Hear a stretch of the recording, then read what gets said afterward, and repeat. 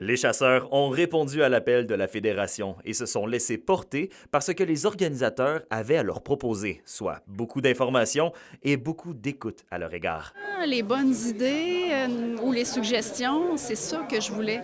C'est ça que la régionale avait besoin pour pouvoir se positionner. Donc, éclaircir leur compréhension de l'information, ça c'est très important. Premier objectif, c'est rencontrer.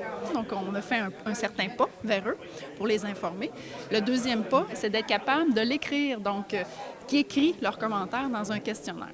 Les modalités de la chasse au Québec sont certainement appelées à changer. Avec l'arrivée du nouveau plan de gestion en 2026, le sondage auprès des chasseurs servira de ligne directrice à ce futur plan. Excellente nouvelle parce que d'emblée, ça faisait longtemps qu'on n'avait pas eu une collaboration avec le ministère d'avoir le pouls de nos chasseurs. Puis, on s'entend que le plan de gestion, c'est quelque chose d'important.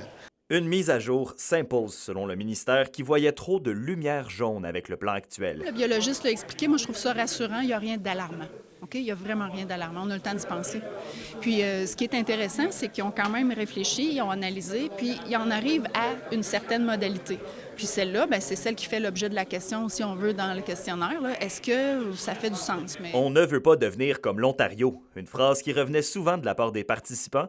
Pas de panique, selon le président de l'association Chasse et pêche du Témiscamingue. Il y a beaucoup de propositions.